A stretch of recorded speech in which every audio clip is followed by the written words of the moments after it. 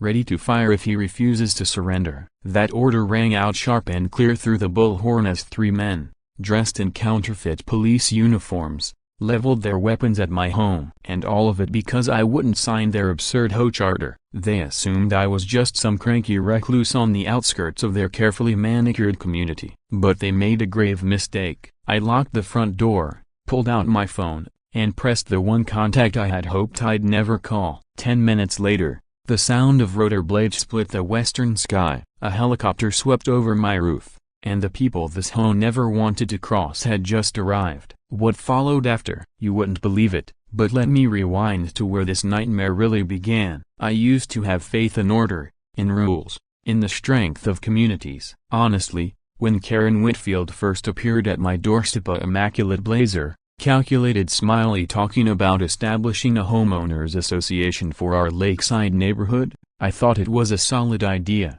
She spoke of security, protecting property values, maintaining standards. The sunlight caught her blonde hair as she gestured toward the pristine lake behind my cabin. People like you, Mr. Brooks, she'd said, with your military background and sense of discipline, understand why structure matters. I nodded, even signed her petition. Why wouldn't I? After 25 years training SWAT teams for the state police, I believed in order, in safeguarding good people. A neighborhood association felt like a natural extension of that. 3 months later, I realized I'd been duped. Karen wasn't interested in community spirit. She craved control. Meetings that were pitched as optional turned compulsory. Landscaping guidelines turned into commands, a grass trimmed to the 1/4 inch. When I discovered she'd threatened the Rodriguez family with foreclosure over their son's beat-up old car, I knew I'd made a serious mistake. That Cara-dented Honda Civica was all they could afford after Mr. Rodriguez died serving in Afghanistan.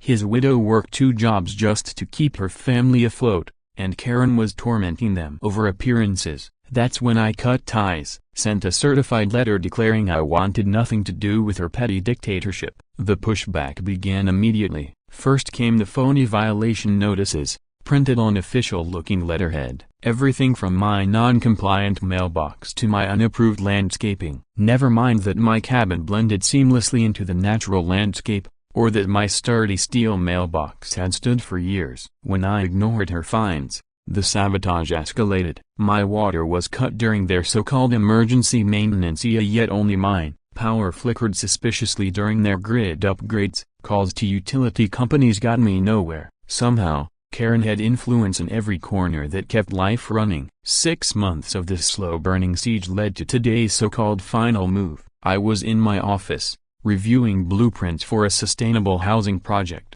when the black SUVs arrived. They positioned themselves around my property with chilling precision. 3 vehicles, each covering an escape route. My cameras captured men in tactical gear moving with professional discipline. But something was off. Real federal agents don't announce themselves over a bullhorn before establishing contact. Real tactical units follow procedures I'd written myself during my years training them. Mitchell Brooks, the voice barked, "You are under federal arrest for domestic terrorism and threats against community security. Exit with your hands visible." I almost laughed. Terrorism, for rejecting an HOA? But as I watched them ready their weapons, the humor drained fast. These weren't hobbyists. Their equipment was genuine, their formations, precise. Someone had convinced them this was a legitimate operation. Then the giveaways hit me. The so-called warrant number they read didn't match federal formatting. Their vests looked authentic at a glance,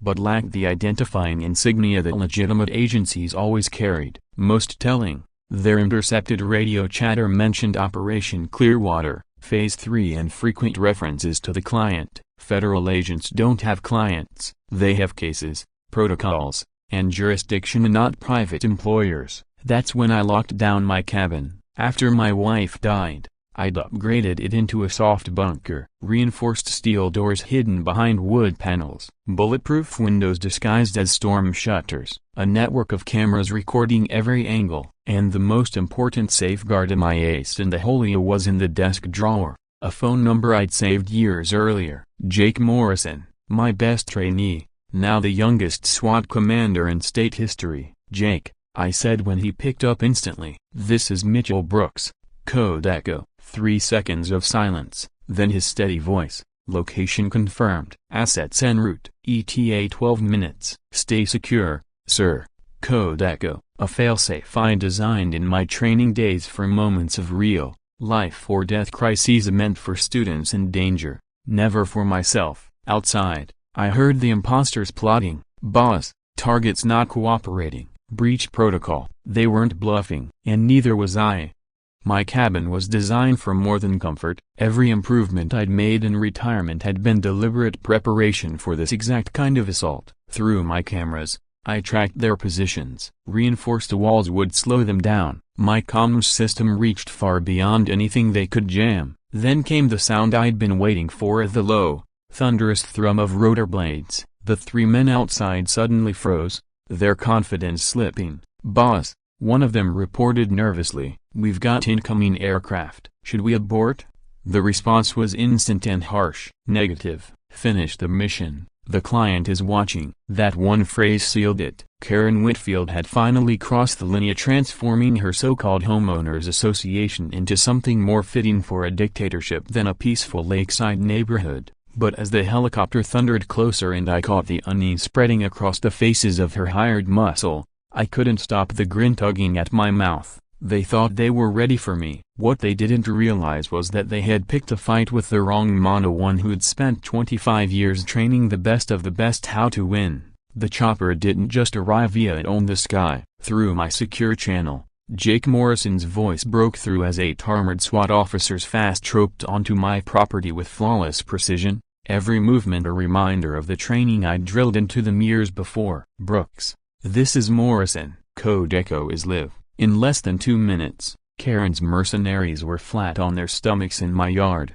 wrists zip-tied, their expressions dazed and bewildered. It was a textbook operation, a non-lethal but decisive. Flashbangs, rubber rounds, overwhelming force. They had come expecting to break down the door of a lone old man. Instead, they found themselves dismantled by the state's top tactical unit. Jake walked toward my cabin with the confidence of a man who knew exactly what he was doing. At 35, he was still the same focused, relentless student I'd once trained, though command had etched a touch of gray into his hair. Sir, perimeter is secure. You can stand down, he said evenly as my system recognized his biometrics and I disarmed the defenses. Stepping outside, I saw his expression shift from relief to concern. Mitchell, what in God's name did you get yourself tangled up in? That Code Echo call had me spinning up a full tactical team before I even knew what the hell was going on. Jake had always been straight to the point. No politics,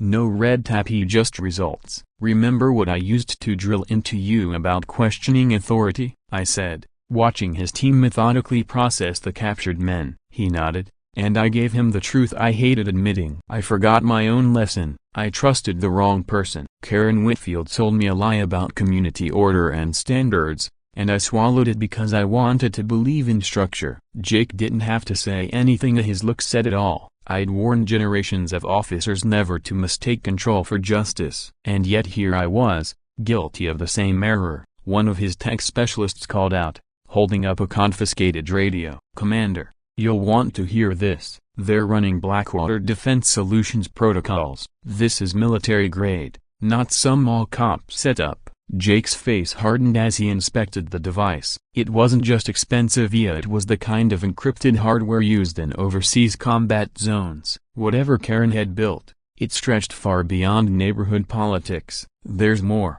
sir, the specialist continued, his voice tight. Before we jammed them, they referenced Operation Clearwater, Phase 3, a broken bar, multiple targets. This isn't just here. The reality sank in. These weren't just thugs sent to intimidate me. This was part of a larger, coordinated operation, with resources and planning on a scale far bigger than a petty hope power play. Karen wasn't merely bullying homeowners, she was orchestrating a campaign. And right on cue, Karen herself arrived. A sleek black Mercedes pulled up, and out she stepped, polished, poised, her blonde hair flawless, her tailored suit radiating authority. She walked toward us like she was in control of the entire scene. Gentlemen, there's been a misunderstanding, she began, voice rich with concern and disapproval. Mr. Brooks has made erratic threats against our community. For the safety of everyone, we requested federal assistance. It was masterfully controlled,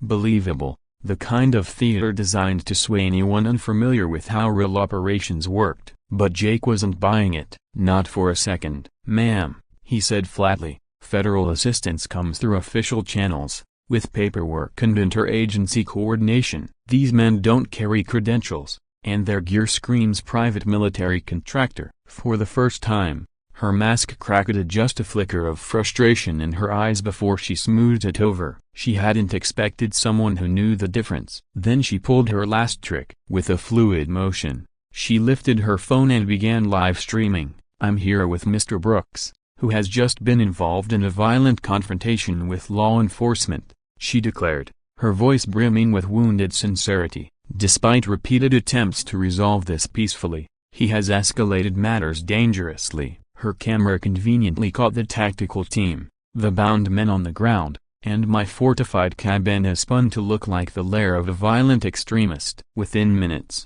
the stream spread across local feeds, framing me as a deranged homeowner attacking the community. Jake acted fast. He ordered his team to record everything: body cams, handhelds, the works, while ensuring every detained mercenary was properly identified. "Mrs. Whitfield," Jake said calmly, "you're free to keep filming, but you should know impersonating federal agents is a felony, and the hardware we've seized puts you in violation of multiple statutes regarding private paramilitary operations." His measured authority stood in sharp contrast to Karen's growing desperation as she tried to steer the narrative. And then, just as the scene seemed under control, one of the captured men made a critical mistake. A broken bar as one of the captured men was being loaded into a transport van. A soggy piece of paper slipped from his vest. It bore a partially visible logo from Blackwater Defense Solutions, and beneath the smudges, what looked like a bank routing number. Most of it was ruined by water damage,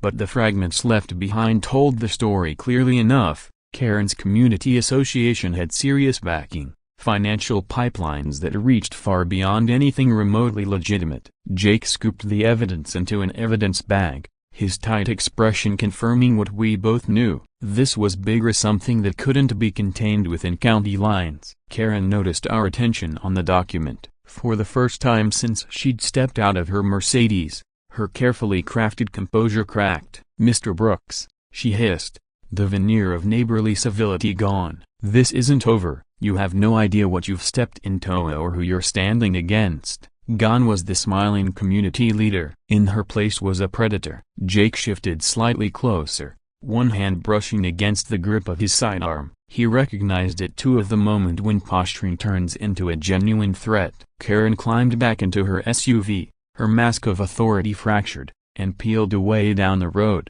Almost immediately, my secure phone rang. "Caller ID, unknown." The voice on the other end was crisp, authoritative, unmistakably federal. "Mr. Brooks, this is Agent Victoria Sterling, FBI. We've been monitoring your situation for a year and a half. You're not under investigation, but you may have just disrupted one. We need to talk." 3 hours later, she arrived at my cabin in a government gray sedan that tried and failed to look ordinary. Mid-40s at most, sharp-eyed, with an intelligence that radiated before she even flashed her badge. She took in the scene with cool precision, credentials in hand. Jake examined them as thoroughly as I taught him to check for authenticity. "I apologize for the dramatic entrance," she said, her tone calm but edged with urgency. "Your standoff accelerated our timetable. We've been building a case against Karen Whitfield and her partners for 2 years, but we needed them to reveal their network. Your resistance was the catalyst." Her words hit me harder than I expected. For months, I thought I was fighting for nothing more than my property rights. In reality, I'd been an unwitting piece in a federal operation. Agent Sterling laid out files across my kitchen table. Photos, documents, financial records. Everyone peeled back another layer of Karen's machine. "Clearwater isn't an HOA," Sterling explained. "It's a prototype. Blackwater calls it domestic stability testing." The paperwork showed $2.3 million in payments over 18 months. They weren't just enforcing neighborhood bylaws. They were experimenting with crowd control methods, surveillance techniques, compliance psychology. And once perfected here, the model would scale nationally. The files went deeper. Local officials, sheriff's deputies, city council members, even the judge who'd stamped Karen's so-called legal notices were all compromised or co-opted into her program. Then came the most unsettling reveal, Karen's FBI profile. She isn't simply power-hungry, Sterling said. She's an ideologue, a true believer. Her father had died during the Los Angeles riots in '92. Since then, she'd convinced herself that democracy was chaos, that only controlled, privately managed communities could prevent collapse. In her mind, she wasn't a dictator, she was a savior, and that made her infinitely more dangerous. Victoria turned another file, and the scale widened. Blackwater's Operation Homeland, a national rollout, 12 states. Carefully chosen HOA communities turned into test beds for authoritarian control. They're not only experimenting with governance, she added, they're seeding disinformation, undermining faith in federal institutions. Meanwhile, they push residents towards reliance on private contractors. Subtle, steady conditioning. She showed me community newsletters I'd seen dozens of times before, friendly notes about lawn care and neighborhood block parties, but analysts had broken down the language. Buried inside were phrases engineered to heighten distrust in government,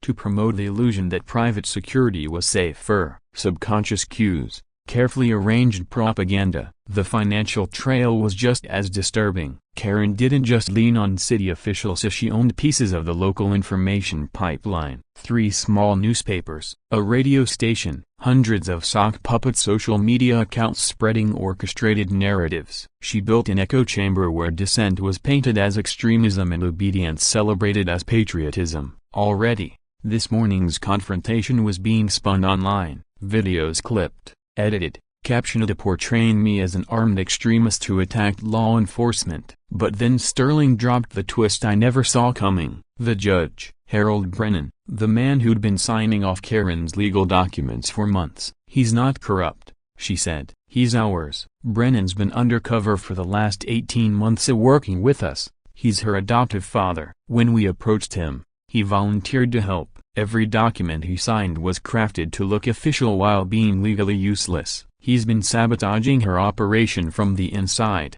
It was almost too much to take in. My neighbor wasn't just drunk on power, she was a key player in a nationwide experiment in authoritarian control. And the man I thought was rubber stamping her abuses had been risking everything to undermine her. Karen's empire had been undermined from the inside. Judge Brennan's forged warrants and invalid legal documents meant every scrap of evidence gathered under her orders would be useless in court, protecting her victims while secretly building a case against her. Victoria's explanation of my role in their operation left me torn between pride and unease. We chose you deliberately, she said, her voice matter of fact. Your SWAT background made you capable of spotting their operational flaws. Your integrity meant you couldn't be bribed or bullied.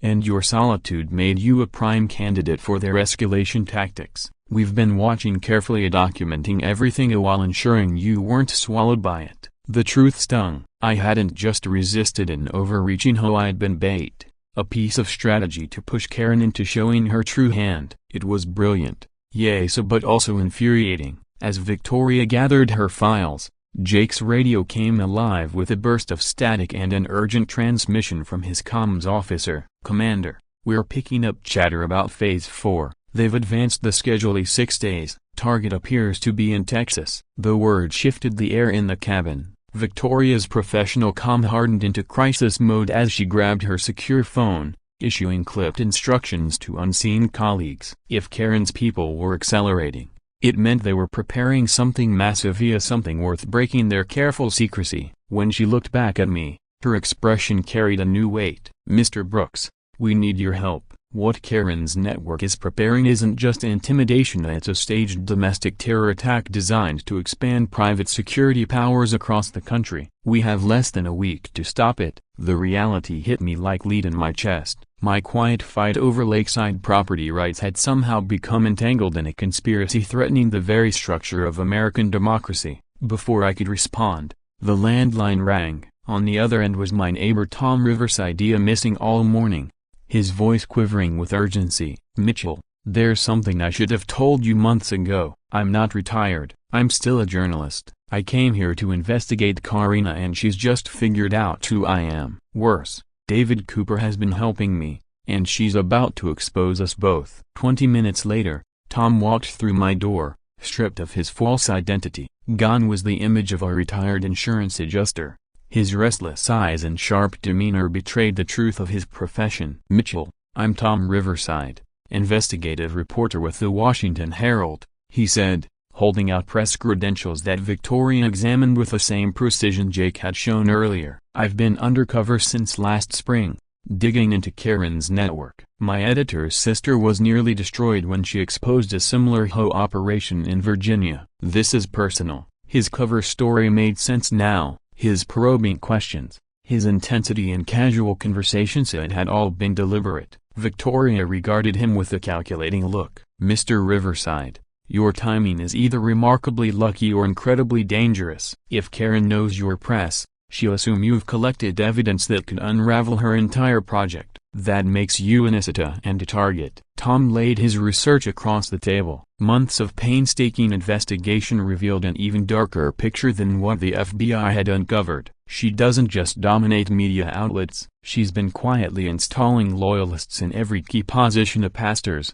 school principals, even grocery managers. Those who can't be converted are coerced with money or blackmail. The pattern was chilling. Karen had built a community where dissent couldn't survive. And then Tom dropped the detail that twisted my stomach. She's targeting the children. Karen's been funding school programs that condition kids to report on their parents' unacceptable behavior. It looks harmless on the surface, but it's designed to erode family bonds and replace them with loyalty to community authority. The implications were staggering. A generation raised to see neighbors as suspects and obedience as the highest virtue. That was when Elena Rodriguez stepped inside. Her presence carried the weight of a decision long avoided. Her voice was steady, but her eyes betrayed the burden she carried. I can't stay silent anymore. Tom's questions made me realize I need to tell the truth. My son didn't die overseas in Afghanistan. He died here, in training, killed by defective equipment supplied by a Blackwater subsidiary. The Army buried the truth, and I've been fighting for answers for 3 years. Her revelation cracked the room open like a thunderclap. Karen's operation wasn't just an abstract conspiracy, it was tethered to personal loss and real blood spilled. Elena's connections within the military, it turned out, filled in gaps that even Victoria's files had left empty. Elena's testimony filled the missing links in both Victoria's federal case and Tom's investigative work. I've been in touch with procurement and logistics officers who've been following Blackwater's domestic contracts, she explained, pulling a flash drive from her pocket. Inside were what looked like restricted Defense Department files. This isn't just about experimenting with riot control. They're positioning themselves to take over as the primary domestic security provider the moment the public loses faith in traditional law enforcement. What happened to you this morning was staged as proof that communities need private armies instead of local police. The strategy was both brilliant and horrifying. Create crises that existing institutions couldn't manage, then swoop in with privatized solutions that quietly replaced accountability with corporate control. Not long after, David Cooper arrived, looking as though the weight of his conscience might crush him.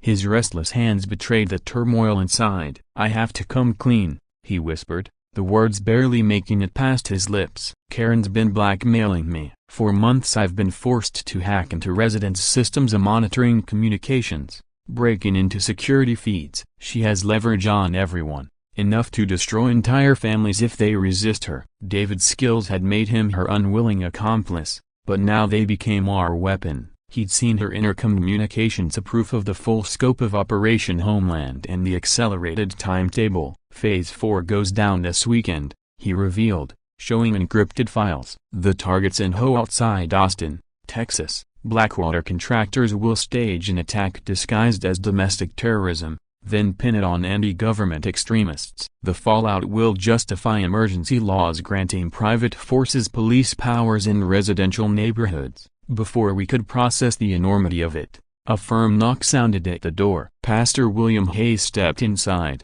his presence radiating moral authority. "I can't stay silent anymore," he said solemnly. "Karen donated $2 million to renovate our church. but her money came with strings attached. She wanted me to preach obedience and warn people against questioning leadership. It became clear that Karen's reach extended even into the community's spiritual core, bending faith itself into a tool of control. But any hope of quiet planning evaporated when David's laptop blared with an alert. His fingers danced across the keys. "Someone's inside the system right now," he warned. "They're tapping into your cameras and communications. This isn't casual spying, this is a full-scale intelligence sweep." We all knew what that meant. Karen had identified our gathering as a threat, and she was escalating. Victoria quickly started relaying orders to her federal team while Jake's operators moved to secure the perimeter. And then the phone rang, my secure landline. Karen's voice slid through the speaker,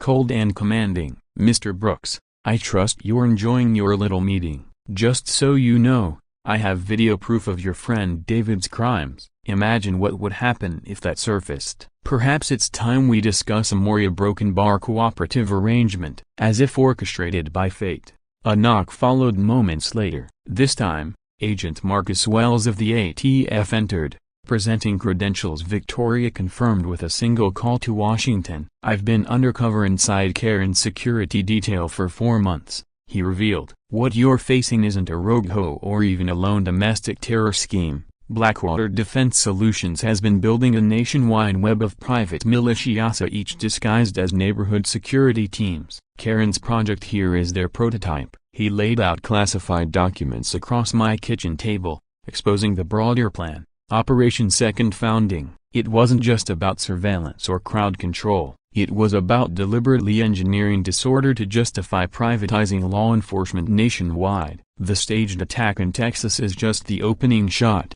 Marcus continued grimly. "They've already infiltrated HOAs in 11 states, each one a test bed for manipulation and control. And the political groundwork is ready. 15% of local officials in key areas are compromised, either bought, blackmailed, or replaced outright. 3 governors and a dozen senators have already been prepped to push emergency legislation that hands military powers to corporate security." The room went silent as the weight of his words settled over us. We weren't just fighting for a community anymore. We were staring down a threat to the republic itself. Then Victoria's secure phone rang, her face hardening as she listened. "It's worse than we thought," she said at last. "The Texas operation isn't scheduled for the weekend anymore. They've moved it up at tomorrow night, a staged attack at a community meeting in Austin. They'll blame extremists, then roll out private security measures in 17 major cities immediately." The compressed timeline meant Karen's network had realized their scheme was at risk and rushed to finish before authorities could intervene. Elena Rodriguez broke the silence with intelligence from her military contacts, her hands trembling as she read encrypted reports from her secure device. "My source in defense procurement just confirmed Blackwater isn't only stockpiling weapons through government contracts. They've been funneling cutting-edge equipment, drones, electronic warfare systems, heavy arms into their domestic operations. They've built more than a security company. They've built a covert army with the capacity to seize control of major cities." The weight of her words hung in the room. This wasn't about neighborhood security anymore. It was about a parallel military capable of imposing martial law without oversight. David Cooper, his fingers moving across multiple laptops, added another chilling layer. "I've been monitoring their comms. Traffic has spiked in the last 6 hours. They're coordinating across Chicago, Atlanta, Denver, and Phoenix. Within 72 hours, they're set to move. Texas is just the first domino. If it works,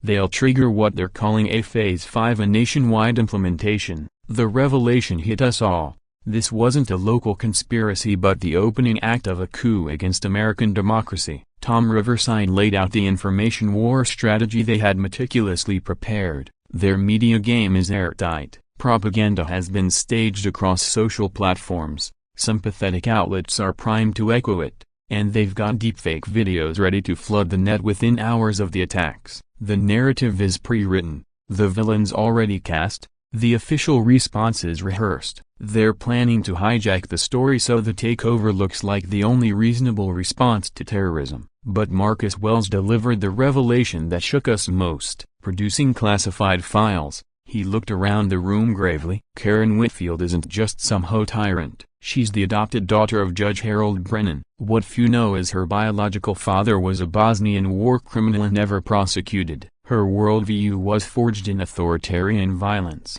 reinforced by the riots that took her adopted father. She's been molded by both heritage and ideology to see diversity as a threat to be eradicated. It explained her ruthless precision, her cold detachment, her obsession with absolute control. Then Pastor Hayes, his voice heavy with conviction, revealed his own painful truth. Karen's church donation wasn't charity. She's been using similar projects nationwide, buying influence and recruiting pastors willing to push obedience in exchange for financial stability. I have a list of over 200 clergy who've already been compromised. The scale of infiltration was staggering, a religion itself co-opted into a propaganda machine. Victoria's face hardened. Her voice cut through the rising storm like a commander at war. We have 18 hours, that's all. 18 hours to stop coordinated attacks that could permanently alter the U.S. political system. Mr. Brooks, this cabin is now command central for the most critical counterintelligence operation of our time. Will you stand with us? Her words landed like destiny. My quiet retirement had turned into the front line of a battle for democracy. In the hours that followed,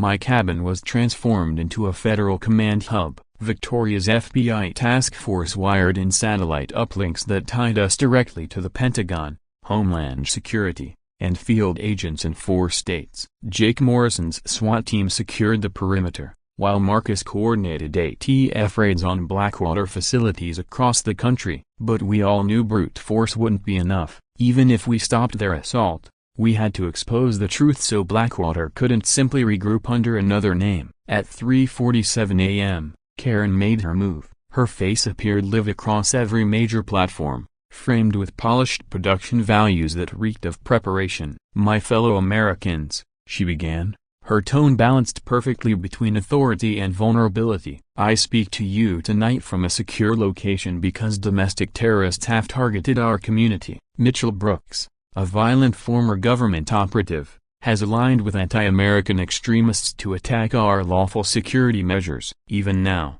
corrupted federal agents are preparing to endanger innocent families who only want peace. It was a flawless performance, turning herself into a martyr while branding us the villains. But in her desperation to control the narrative, she made a crucial error. She revealed the existence of a dead man's switch Marcus had long suspected. If anything happens to me or my team, evidence of Brooks' crimes will automatically reach every major news outlet in the country, she declared, unaware that her threat had just exposed the last hidden lever of her operation. Karen's broadcast ended up confirming exactly what Marcus had been searching for: the location of Blackwater's servers and the mechanism behind their false flag operation. He immediately began coordinating with cyber specialists, while Victoria's team traced the livestream's source. Together, their expertise turned Karen's psychological warfare into the breakthrough we desperately needed. David Cooper's mastery of her systems proved invaluable. While she tried to flood the networks with propaganda,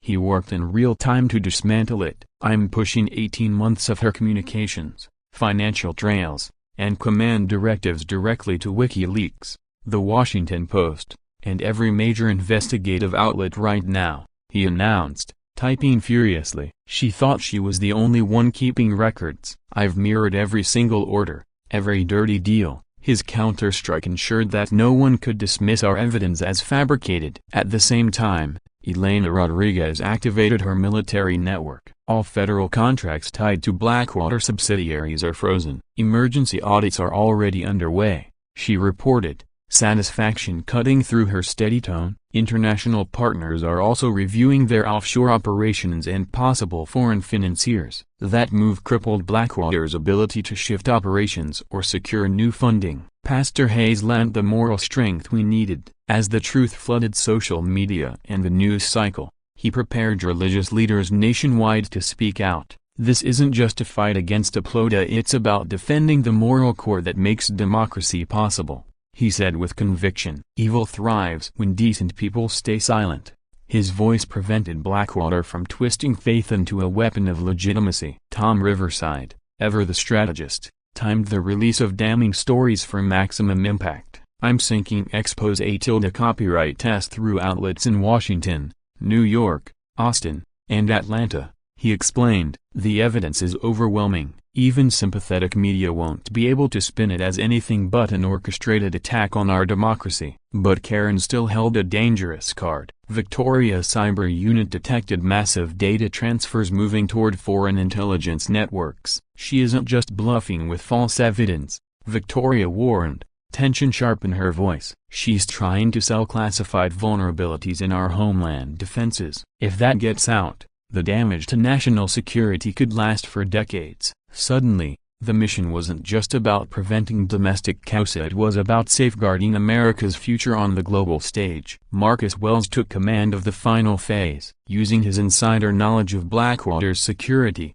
he mapped simultaneous raids that would strike at their personnel, facilities, and archives all at once. All units are greenlit for 0600, he confirmed. Her broadcast gave us everything: a command centers, storage sites, and safe houses. In 4 hours, this operation is over. The scale was staggering. Over 300 agents across 12 states preparing for what would become the largest domestic counterterrorism sweep in American history. Just before dawn, my secure line buzzed. Karen's voice came through, cold and steady. "Mr. Brooks, you don't understand what you've unleashed," she said. "Destroy my empire if you like, but the ideals I stand for will outlive me. America will learn that freedom is nothing but chaos and chaos must be contained." Her words confirmed what we already knew. She wasn't fighting for power alone, but for belief in authoritarian order as the only solution to democracy. Yet as I listened, I felt an odd sense of satisfaction. She had underestimated me, an old man she thought could be bent into submission. Instead, she had awakened the unyielding spirit that refuses to kneel to tyranny, no matter how polished its disguise. At precisely 6 o'clock, the raids began. From my cabin's command hub, I watched as live feeds showed federal teams storming Blackwater compounds from coast to coast. The coordination was flawless, each assault timed to prevent failsafes or data wipes. Victoria narrated updates as they poured in. Austin team of 47 arrests. Entire false flag unit detained. Chicago secured the central data hub with servers intact. Atlanta and Denver confirmed full success. No casualties. The magnitude was breathtaking. Hundreds of agents executing one of the most significant operations in modern history, all united in defense of democracy. Then came the climax: Karen's capture. At 6:23, every major network aired the footage of her being led out of her fortified compound outside Austin. She held herself with the same icy composure she'd shown from the start, her posture defiant even as her empire crumbled. "This isn't finished," she declared for the cameras. "Freedom without control is chaos. Chaos demands correction. You may have stopped this operation, but you cannot kill the ideas behind it." Her final statement crystallized everything. She truly believed democracy was inherently unstable, something to be replaced by corporate authoritarianism. The evidence seized from Blackwater's facilities painted a picture even darker than we had feared: a domestic subversion woven together with international ties that threatened to spiral into a diplomatic crisis. Marcus briefed us as FBI analysts dug into terabytes of data, his tone grim. They weren't just planning to privatize law enforcement. A broken bar. Marcus Wells spoke with the gravity of someone who had seen the inside of the beast. He revealed that Blackwater had struck deals with authoritarian governments in 6 different nations, trading crowd control tactics, surveillance tools, and strategies for controlling entire populations. Karen's operation in the U.S. wasn't just about seizing domestic power, it was a trial run for techniques that could be exported to support dictators worldwide. The scope was staggering. What we'd uncovered at Clearwater wasn't just a fight for American democracy, it was a fight to stop American-engineered oppression from being sold to the most brutal regimes on earth. The public reaction was immediate and overwhelming. Social media erupted with support, and commentators quickly dubbed us the Clearwater Resistance. Thanks to Tom Riverside's precise media campaign, the truth reached millions simultaneously, leaving no room for sympathetic outlets to distort or bury the story. "It's trending #1 everywhere," Tom reported, pride showing in his voice. Karen's own words of freedom is chaos, a war being replayed endlessly, transformed into a rallying cry for people who understood just how close we had come to losing everything. With public opinion shifting like a tidal wave, politicians who had quietly supported Blackwater suddenly found themselves facing political ruin. Aligning with Karen's agenda was no longer just danger, else it was career suicide. Meanwhile, Elena Rodriguez's contacts in the military ensured that this victory would bring real reform. The Pentagon is initiating a complete review of all private military contracts, especially those tied to domestic security, she announced, her years of fighting for accountability finally paying off. New safeguards are being put in place so no single contractor can ever gain the kind of unchecked power Blackwater wielded. Her words confirmed what we all felt. This wasn't just a short-term win. The system itself was changing, closing the loopholes that had allowed Karen's empire to rise in the first place. David Cooper, meanwhile, was neck-deep in data recovery, helping federal investigators piece together the full scope of Blackwater's surveillance machine. The files show they'd infiltrated not just Clearwater, but dozens of communities nationwide, he explained. They built psychological profiles on over 50,000 citizens, collected financial details on local leaders, and used advanced algorithms to identify and suppress anyone who might resist them. His work ensured that federal investigators could both protect other communities from hidden infiltration and build airtight criminal cases against Karen's entire network. Pastor Hayes, who had been a steady moral voice through the chaos, rose to prominence as a national figure in the conversation about freedom and security. During a televised interview, he reminded millions of Americans of a hard truth. True safety doesn't come from blind obedience to authority. It comes from active participation in the institutions that serve the common good. Karen offered us false security in exchange for our freedom. But real security requires the hard work of citizenship and the vigilance that democracy demands. His words struck a chord across faith communities, grounding the resistance in a spiritual foundation that authoritarian promises could never match. 6 months later, I stood on my cabin deck, watching the morning sun sparkle on Clearwater Lake, the same peaceful view that had once lured me into retirement. The lake hadn't changed, but I had. Our entire community had. The HOA was gone, replaced by a voluntary neighborhood council where everyone had a voice. Similar reforms were springing up all across the country as citizens learned from our fight and built stronger defenses against authoritarian infiltration. One morning, my phone buzzed. It was Jake Morrison, now leading a federal task force for identifying and stopping domestic conspiracies before they could take root. "Mitchell," he said with the same focused urgency I remembered from our SWAT days, "we've picked up signs of a situation in Oregon that feels a lot like what you dealt with. Would you consider consulting? Your experience could be crucial." The call felt like a turning point, an invitation to turn my retirement from isolation into service, helping protect others from the kind of deception and control we had faced here. Not long after, I found myself sitting in a congressional hearing room, cameras flashing and a packed audience waiting to hear my testimony. The chairman leaned forward. "Mr. Brooks, your experience offers vital lessons about protecting democracy at the community level. What would you tell ordinary Americans who might face similar pressures from organizations claiming to be legitimate authority?" I paused, thinking of Karen's last words and the choice every citizen faces, the illusion of safety, or the responsibility of freedom. They thought an old man with a cabin by a lake would be easy to silence. I began, my voice carrying through the chamber and into homes across the nation. But they forgot something. The strongest foundation of democracy isn't in Washington, or in state capitals. It's in the hearts of ordinary citizens who refuse to trade freedom for false promises of security. When those citizens stand together, no conspiracy, no matter how powerful, can survive the truth. And that truth, as Clearwater proved, was enough to bring down giants. So let me ask you, have you ever felt that powerless rage when people with fake authority try to control your life? When corrupt officials, power-hungry neighbors, or overreaching boards think they can steamroll over you? Mitchell's story proves that even when the system feels rigged, courage, strategy, and the right allies can topple any tyrant. At JA Stories, we believe that resilience and smart resistance can overcome any bully. If this victory gave you hope that justice can prevail, Support us with a like and subscribe for more stories where the good guys win.